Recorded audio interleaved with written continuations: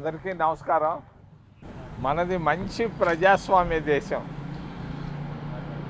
ఈ ప్రజాస్వామ్య దేశంలో అద్భుతాలు జరుగుతున్నాయి. ఆంధ్రప్రదేశ్ రాష్ట్రంలో మొన్న జరిగినటువంటి ఎన్నికల్లో ఒక్క వైసీపీ పార్టీ 4,000 నుంచి 5,000 కోట్ల రూపాయలు డబ్బు ఖర్చు పెట్టింది. ఇది ఎంత చక్కటి అద్భుతం.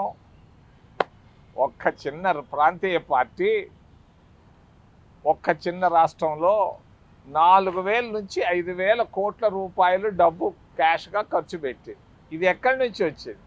ఇది ఎవరు ఇచ్చారు? దీనికి జవాబు చెప్పాల్సింది సంస్థలు చెప్పాలి. మరి ఒక్క తిరుపతి నియోజకవర్గంలో, పార్లమెంట్ నియోజకవర్గంలో ఒక అసెంబ్లీ స్థానంలో ఒక అభ్యర్థి 80 కోట్ల రూపాయలు ఖర్చు పెట్టాడు. వైసీపీ నుంచి 80 కోట్ల రూపాయలు క్యాష్గా ఖర్చు పెట్టాడు. ఈ డబ్బు ఎక్కడి నుంచి వచ్చింది? మరి ఇంకొక రిజర్వ్డ్ స్థానంలో, గూడూరు అనే రిజర్వ్డ్ స్థానంలోంచి ఒక అభ్యర్థి, వైసీపీ అభ్యర్థి 45 కోట్ల రూపాయల డబ్బు ఖర్చు పెట్టాడు. మరి ఈ డబ్బుని ఒక పోలీస్ అధికారి ఒక హోటల్లో పెట్టుకొని డబ్బుని డిస్ట్రిబ్యూట్ చేశాడు. అంటే ఇక్కడ అన్నీ తెలిసి కూడా అన్ని వ్యవస్థలు విఫలమవుతున్నాయి. ఎలక్షన్ కమిషన్ పూర్తిగా బలహీనపడిపోతూ ఉంది. పోలీసు వ్యవస్థ కూడా దొంగలను పట్టుకోవాల్సినటువంటి పోలీసులు వాళ్ళే దొంగతనాలు చేస్తుంటే ఇక పోలీసు వ్యవస్థను గురించి చెప్పాల్సిన అవసరం ఏముంది?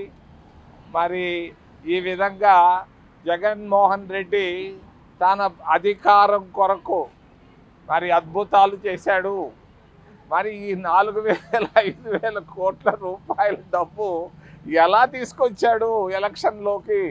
ఇది చాలా ఆయనకు నిజంగా ఒక మంచి పద్మశ్రీ అవార్డు, పద్మవిభూషణ్ అవార్డు ఇవ్వాలి.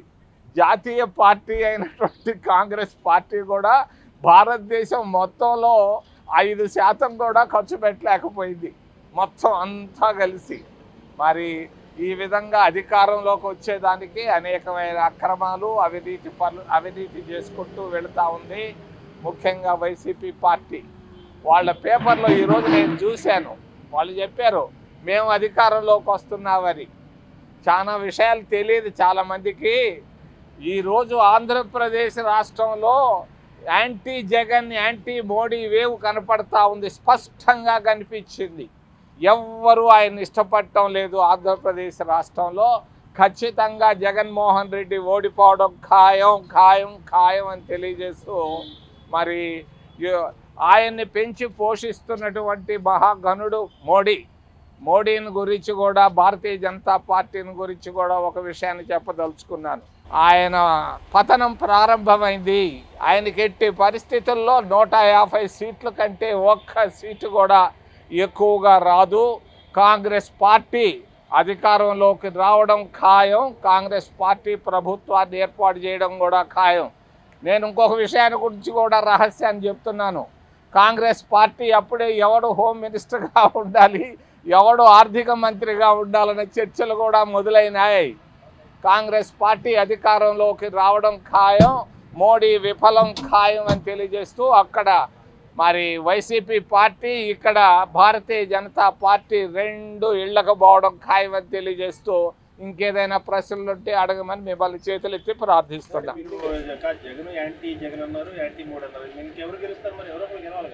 మీరు అక్కడ చంద్రబాబుకు అనుకూల పవనాలు ఉన్నాయి. చంద్రబాబు ఒక పొరపాటు చేశాడు, లేకుంటే 150 సీట్లు వచ్చుండే. ఆయన బీజేపీతో కలవడం వల్ల ఆయనకు సీట్లు కూడా తగ్గాయి. కానీ గుడ్డిలో మెల్ల శ్రేష్టం అన్నట్టుగా మరి జగన్మోహన్ రెడ్డి కంటే చంద్రబాబు మేలని ఓట్లు ఆయనకు పడ్డాయి. ఇది వాస్తవం. జగన్ వ్యతిరేక ఓటు చంద్రబాబుకు పడ్డాయి. మేము కాంగ్రెస్ పార్టీ దాన్ని మేము స్వాధీనం చేసుకోలేకపోయాం. తప్పనిసరిగా 29లో మేము ప్రభుత్వాన్ని ఏర్పాటు చేయడం ఖాయం. సరే, ఇప్పుడు ఇన్ని వేల కోట్లు ఖర్చు పెట్టారని చెప్తున్నారు. మీ దగ్గర ఆధారాలు, సాక్ష్యాలు ఏమైనా ఉన్నాయా? సాక్ష్యాలు ఆధారాలు పోలీసు వాళ్ళు కూడా మమ్మల్ని అడిగారు. ఎవరు ఇస్తారు సాక్ష్యం? అక్కడేదో దొంగ పని జరుగుతుంటే సాక్ష్యం తెమ్మని అడిగితే ఎట్ట? వాస్తవాలు ఇవి. నా నియోజకవర్గంలోనే 200 నుంచి 300 కోట్ల రూపాయలు ఖర్చు పెట్టారు.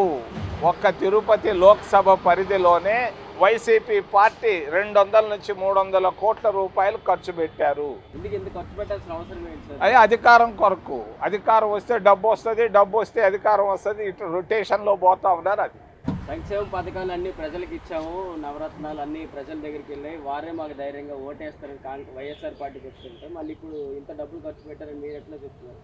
ఇది ఎట్టంటే ఆకాశాన్ని ఎవరు పుట్టించారనంటే నేనేం చెప్పేది? రత్నాలు ఆడేం పని చేయలా, కొంత డబ్బులు పనిచేసినాయి. కానీ అక్కడ ఆయన అంటే అబ్బా పోతున్నాడు అని అన్నటువంటి పరిస్థితులు. జగన్మోహన్ రెడ్డి అడిగింది ఒక్క ఛాన్స్ ఇచ్చారు, అయిపోయింది.